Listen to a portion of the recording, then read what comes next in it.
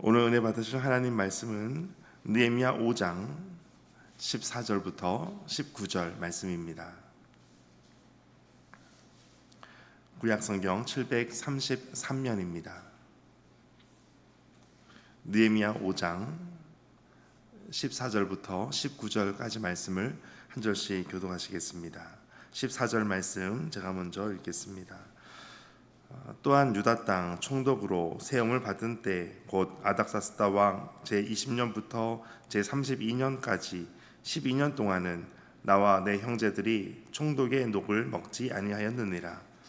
나보다 먼저 있었던 총독들은 백성에게서 양식과 포도주와 또 은 40세겔을 그들에게서 빼앗았고 또한 그들의 종자들도 백성을 압제하였으나 나는 하나님을 경외함으로 이같이 하지 아니하고 도리어 이 성벽 공사에 힘을 다하며 땅을 사지 아니하였고 내 모든 종자들도 모여서 일을 하였으며 또 내 상에는 유다 사람들과 인장들 150명이 있고 그 외에도 우리 주위에 있는 이방 족속들 중에서 우리에게 나온 자들이 있었는데 매일 나를 위하여 소 한 마리와 살찐 양 6마리를 준비하며 닭도 많이 준비하고 열흘에 한 번씩은 각종 포도주를 갖추었나니 비록 이같이 하였을지라도 내가 총독의 녹을 요구하지 아니하였음은 이 백성의 부역이 중함이었더라.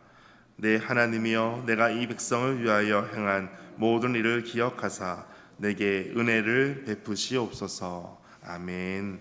오늘도 주님의 은혜와 평안이 함께 하시기를 축복합니다.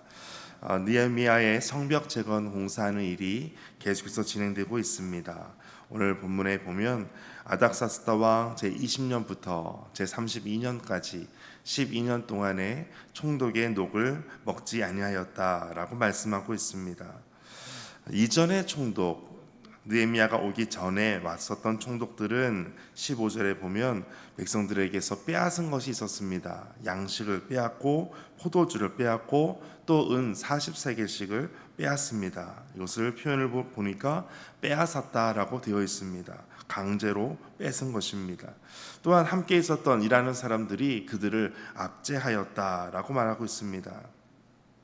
그런데 느헤미야는 어떻게 했습니까? 느헤미야는 16절에 보면 도리어 이 성벽 공사에 힘을 다했습니다. 그리고 땅을 사지 않았습니다. 그리고 나와 함께 있는 모든 사람들이 모여서 함께 일을 하였습니다 라고 말을 합니다. 이 모든 것 가운데 특별히 17절에 보면 내 상에는 유다 사람들과 민장들 150명이 있었습니다. 느헤미야가 혼자 온 것이 아니고 함께 일을 하러 오는 사람들이 있었습니다. 수행원들도 있었고 함께 일을 맡은 사람들이 있었습니다. 그 사람들이 150명이 있었고 또 주위에 이방 족속들이 있었습니다. 오래전부터 성전에서 허드렛 일을 하는 노예와 같은 사람들이 있었습니다. 그런 이방 족속들까지 다 합하면 더 많은 인구가 됩니다. 그러니까 느헤미야와 함께 있었던 그들을 굶길 수가 없지 않습니까? 그러면 그들을 위해서 같이 음식을 준비하고 마련해야 되는데 그것을 18절에 양에 이뤘습니다. 매일 나를 위하여 소 한 마리와 살찐 양 6마리를 준비하고 닭도 많이 준비하고 열흘에 한 번씩은 포도주도 준비합니다. 그런데 이렇게 준비하였을지라도 중요한 것은 내가 총독의 녹을 요구하지 아니하였다라는 것입니다. 총독의 녹을 요구하지 않았다. 이 총독의 녹이라고 하는 것이 페르시아에서부터 받는 것이 아니라 유다 땅에 있는 백성들로 하여금 세금을 받아서 총독의 녹을 받게 됩니다. 그런데 그 총독의 녹을 받지 않았다라는 것입니다. 자신이 가지고 있는 것으로 150명 이상의 사람들을 먹여야만 했습니다. 많은 양의 음식이 준비가 되어야 합니다. 그것을 자신의 사비로 다 충당하였다는 것입니다. 백성들에게 이것을 요구하지 않았다라는 것이죠. 그래서 18절 마지막에 보면 이 백성의 부역이 중함이었더라. 백성들이 강제로 일을 하는 부분도 있었고 또 자원해서 일을 하는 부분도 많이 있었지만 강제로 과거에 했었던 부분을 봤을 때 이와 같은 부분들을 내가 요구하지 않았다라는 것입니다.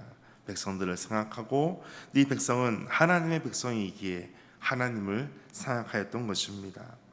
과거에 산발락과 도비야가 성벽 재건을 방해했을 때 또 폄하하고 또 거짓말을 하고 그럴 때 느헤미야가 했던 기도는 그들이 주를 이렇게 욕되게 하고 있습니다. 주님을 향해서 이렇게 하고 있는 것입니다 라고 이야기합니다.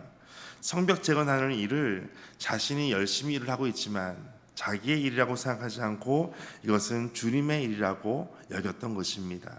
우리가 열심히 교회에서 봉사할 때 내가 일을 하는 것 같지만 내가 하는 일이 주님의 일이라고 생각한다면 내가 하는 헌신을 헌신이라고 말하지 않습니다. 희생을 희생이라고 말하지 않습니다.